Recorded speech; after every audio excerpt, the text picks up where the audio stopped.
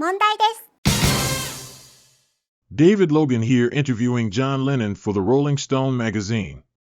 The word is out, John Lennon and Yoko Ono are back in the studio, recording again for the first time since 1975, when they vanished from public view. What have you been doing, John? I've been baking bread and looking after the baby. And what secret projects are going on in the basement? That's what everyone else has asked over the last few years, but what else have you been doing? To which I say, are you kidding? Because bread and babies, as every housewife knows, is a full-time job. After I baked the bread, I felt like I had conquered something. But as I watched the bread being eaten, I thought, well, Jesus, don't I get a gold medal or something? Why did you become a househusband? There were many reasons. I had been under obligation or contract from the time I was 22 until well into my 30s. After all those years, it was all I knew. I wasn't free. I was boxed in. It was like being in prison. I felt that I had to face myself and face that reality. To continue a life of rock and roll meant going up and down with the highs and lows of performing and of the public's opinion of you. Rock and roll was not fun anymore. I chose not to take the standard options in my business, going to Las Vegas and singing your greatest hits, if you're lucky, or getting buried by drugs and alcohol. I had become a producer and I could have continued being a producer. I respect producers, but I don't really like being one just to prove I can go on dishing things out. You're talking about records, of course. Yeah, to make them mechanically, like a machine, because I was expected to, like so many people who put out an album every 6 months because they're supposed to. Would you be referring to Paul McCartney? Not only Paul. But I had lost the freedom of the artist by becoming a slave to the image of what the artist is supposed to do. A lot of artists kill themselves because of it. Whether it is through drink, like the poet Dylan Thomas, or through insanity, like Van Gogh. Most people in your position would have kept making records, if for no other reasons than to keep making money and to remain the talk of the town. How were you able to see a way out? Most people don't live with Yoko Ono. Which means? Most people don't have a companion who will tell the truth and refuse to live with a dishonest fake artist, which I was pretty good at being. I can lie to myself and everybody around me. Yoko didn't allow me to do that anymore. She helped me find my way out. What did she do for you? She showed me the possibility of the alternative. You don't have to do this, she'd say. I don't? Really, I'd reply. I kept saying, but, and making excuses. Walking away is much harder than carrying on. I've done both. On demand and on schedule, I have tuned out records from 1982 to 1975.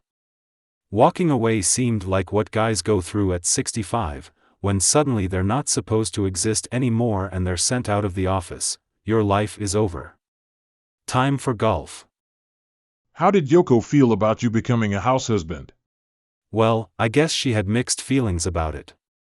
When Yoko and I would go out, people would come up and say, John, what are you doing? But they never asked Yoko, because, as a woman, she wasn't supposed to be doing anything. When I was cleaning up after the cat and feeding our son Sean, she was sitting in rooms full of smoke with men in three-piece suit engaged in high-level business negotiations. She handled the business with record companies and made new investments. Did Yoko have previous experience handling business matters at that level? She learned on the job. The law is not a mystery to her anymore. Politicians aren't either. She's not scared of the big bosses anymore. At first, her own accountant and lawyer would not deal with the fact that she was telling them what to do. There was a bit of an attitude that this is John's wife, but surely she can't really be representing him.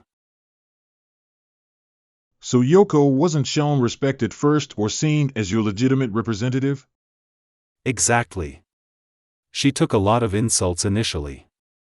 She heard things like, "But you don't know anything about law, I can't talk to you. She would reply, all right, talk to me in a way I can understand. I am a director, too. They can't stand it. But they have to stand it, because she represents us. Why are you returning to the studio and public life? We want to make music together, simply that. It's not like I'm some wondrous, mystic prince from the rock and roll world, creating strange music with this exotic, oriental dragon lady, which was the picture projected by the press before. How do you feel about the negative media that's been directed through the years at Yoko, your dragon lady, as you put it? We are both sensitive people and we were hurt a lot by it. When you're in love, when somebody says something like, how can you be with that woman, you say, what do you mean? I am with this goddess of love, the fulfillment of my whole life. Why are you saying this? Why do you want to throw a rock at her or punish me for being in love with her? Our love helped us survive it, but there were a few times when we nearly went under. Fortunately, we managed to survive and here we are. Thank you, thank you. Thank you, Yoko. But what about the charge that John Lennon is under Yoko's spell, under her control? Well, that's nonsense, you know. Nobody controls me. I'm uncontrollable. The only one who controls me is me, and that's just barely possible.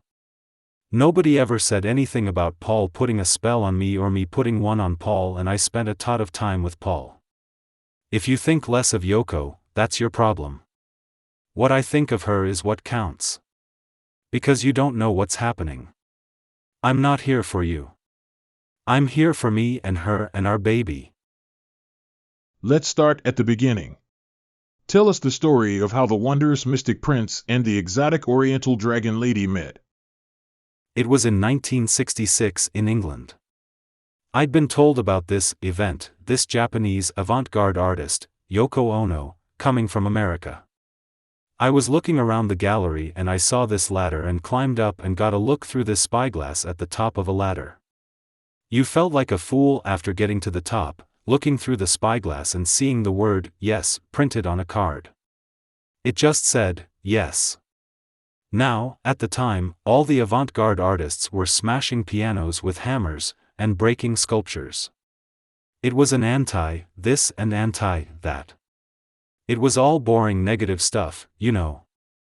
And just that word, yes, made me stay in the gallery. How did you manage to strike up a conversation with Yoko?